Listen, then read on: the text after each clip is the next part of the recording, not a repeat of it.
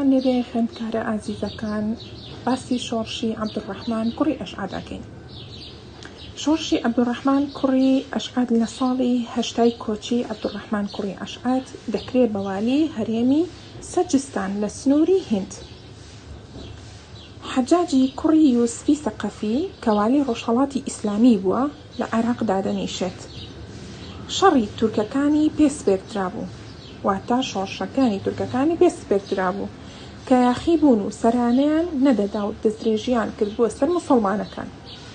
کوڕی ئەشعەد بە سەرکەوتووی کارێکی خۆی ئەنجامدا و جەمبەی کردن و توانی وڵاتەکەشیان بگرێت، وا دیارە لەشکرەکەی ماندوو بووە. بۆیە ویستی لە وەرزیستاندا هەندێک پشویان بداتێ ئینجا لە هاویندا جارێکی تر هێرش بکاتەوە سەریان، واتە دووبارە هێرش بکاتەوە سەریان، کە حەجاج بەمە ئەزانێ زۆر تووڕ ئەبێ ماوەیەک پێوەی ڕازی بکات بەردەوام بێت لە شەڕکردن، بەڵام سەر ناگرێت. ئەوە بوو هۆی تێکچوونی نێوانیان کە ئەوەش بووە هۆی فراوانبوونی بزوتنەوەکەی ئەشعەد و ژمارەیەکی زۆر لە مەوالی واتە موسڵمانانی ناعەرەب بە تایبەتی کورد و فارس هاتنە پاڵ بزوتنەوەکە بەهۆی بێزاربوونیان لە سیاسەتی حەجاج. لە کۆتاییە ئەشعەد نزیکە بێتەوە لە گرتنی عێراق، بەڵام لە ساڵی 82 کۆچی لە دێرە جەمام لە نزیک کوفە ئومەویەکان سەرکەوتنێکی یەکلاکەرەوە بەدەستدێنن. عەبدوڕەحمان بۆ وڵاتی تورکەکان هەڵدێت، واتە دەچێتە وڵاتی تورکەکان. بە دەسیسەی ئومەویەکان لە ساڵی 85 کۆچی دەیکوژن. عەبدوڕەحمان کوڕی ئەشعەد دەرزی ڕابردوو باسی عەبدولمەلیک کوڕی مەڕوانمان کرد کە لە ساڵی 26 کۆچی لە مەدینە لەدایک بوو هەر لە گەنجیەوە بایەخیدا بوو بە خوێندن و فێربوون. لە مەدینە پیاوێکی دیندار و تێگەیشتوو بووە، لە دوای باوکی بووەتە خەلیفە. لە سەرەتای هاتنی موسڵمانان بەش بە شوشڵەژاو بووە بە هێز و دەسەڵاتی سەربازی. دوای ڕوودانی چەندین شەڕ لە دژی عەبدوڵڵا کوڕی زوبێر توانیوێتی بەسەری داساڵبێت و دەسەڵات بکێشێتەوە بۆ هەموو دەوڵەتی ئیسلامی. لەم شەڕەشدا دووبارە هەردوو شاری پیرۆزی مەککە و مەدینە بەرپەلاماری ئومەویەکان دەکەون. بۆیە گرنگترین کارەکانی عەبدولمەلیک بریتین لە یەکەم بە عەرەبکردنی دەستگاکانی دەوڵەت، واتە دەستگاکانی دەوڵەت سیاسەتێکی بە عەرەبکردن بەکارەهێنێ بە واتای گۆڕینی هەموو شتێک لە دەوڵەتەکەیان بۆ زمانی عەرەبی، چونکە پێشتر زمانی فارسی و یۆنانی بەکار هاتوون. گرنگترین گۆڕانەکان ئەم بابەتانە دەگرێتەوە. یەکەم بە عەرەبکردنی دیوانەکان. عەبدولمەلیک فەرمانیدا پشتدام و دەستگاکانی دەوڵەت بە واتای دیوانەکان بکات بە عەرەبی. زمانی ڕۆمی لە شام و فارسی لە عێراق گۆڕی بە عەرەبی، بەڵام لە وڵاتی میسر ئەم کارە دوا دەخرێت تا سەردەمی کوڕەکەی وەلید 86 بۆ 96 کۆچی. ئاکامی ئەم کارە فەرمانبەرانی دیوانەکان ناچار بوون خۆیان فێری زمانی عەرەبی بکەن بۆ ئەوەی لەسەر کارەکانیان بمێننەوە و زمانی عەرەبی بووە زمانێکی فەرمی ڕەسمی. ئەوەش هەنگاوێک بوو بۆ ئەوەی خەڵک لە هەموو وڵاتانی ئیسلام فێری زمانی عەرەبی ببن. خاڵێکی ترمان هەیە. خەلیفە عەبدولمەلیک لە ساڵانی 74 و 75 کۆچی فەرمان دەدا کە گشت پارەکان دەوڵەتی ئیسلامی بە نەخش و نیگاری عەرەبی ئیسلامی بنەخشێنێ و پارەکانی پێشتری ڕەت کردە و هەر کار بەدەستێک خۆی جا بکات و بۆی هەبووە پارە لێ بدا بۆ شێوەی کە دەوڵەت بۆی داناوە کە پێی دەگوترا پارەی ئیسلامی. جێگەی دەرکردنی پێی دەگوترا دارسکە، واتە ئەو شوێنەی کە پارەکەی لێ دەردەکرا پێی دەگوترا دارسکە، واتە خانەی دراو لێدان.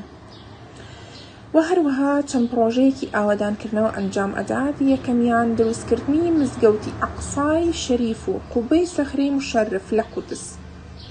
لە ساڵی 66 کۆچی دەستکرایە دروستکردنی هەردوو مزگەوت و زەویانەی 7 ساڵی تەرخان کرد بۆ دروستکردنیان، واتە باجی زەویەکان تەرخان کردو بۆ دروستکردنی ئەم دوو مزگەوتە.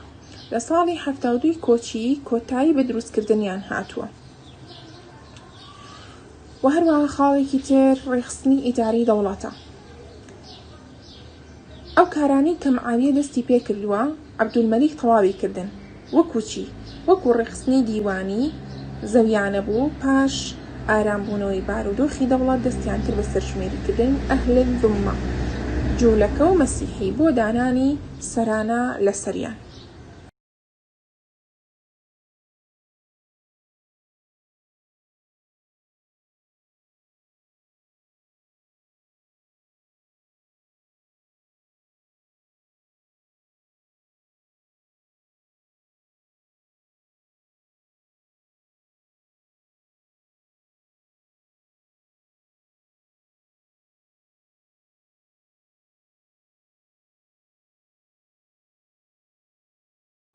و هەروەها باسی وەلیدی کوڕی عەبدولمەلیکەکەین لە 86 بۆ 96 کۆچی.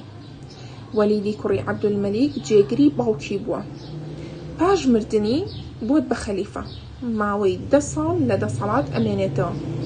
سەردەمەکەی بە ئارامی و خۆشی و هەرزانی بەخۆیەوە بینیوە. وەلید ئەتوانێت زۆر جێگا بگرێت و بیخاتە ژێر دەسەڵاتی خۆیەوە، بە تایبەتی بلاد السند و بلاد ماوەڕە النەهر لە ڕۆژهەڵات و وڵاتانی خۆرئاوای عەرەبی و ئەندەلوسی لە ڕۆژئاوا.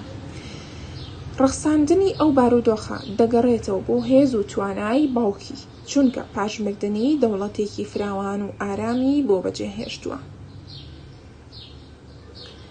خەلیفەیەکی ترمان هەیە، عومەری کوڕی عەبدولعەزیز لە 99 بۆ 101 کۆچی.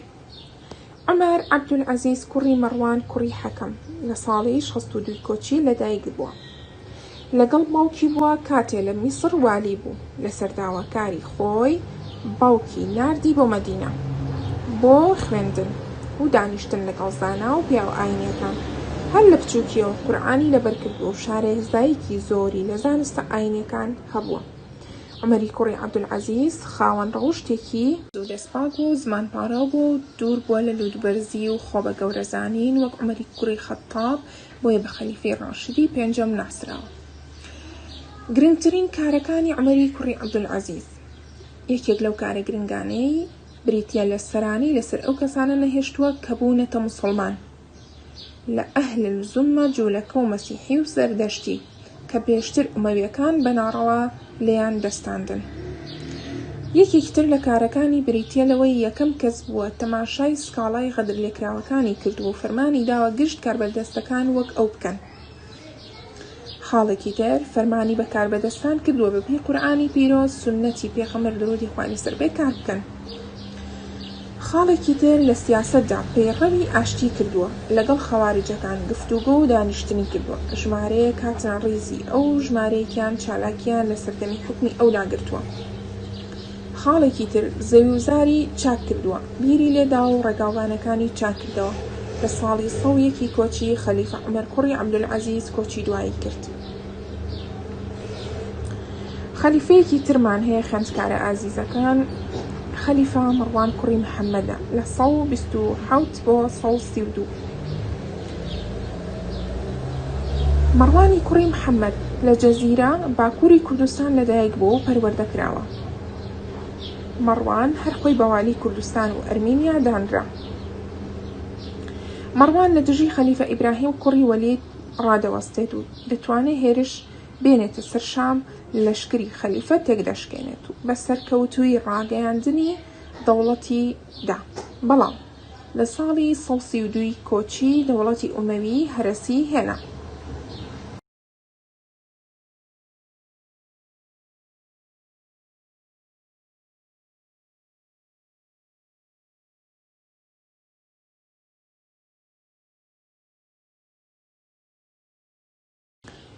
بۆ ڕووخانی هەر دەوڵەتێک پێویستە چەند هۆکارێک هەبێت.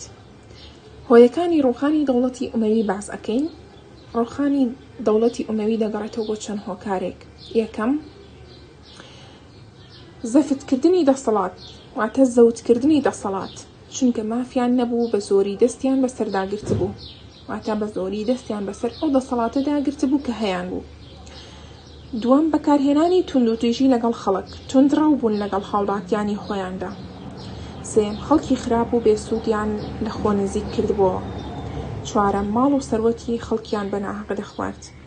پێنجەم، زۆر لە والی و کاربەدەستەکانیان دڕەق و ستەمکار بوون.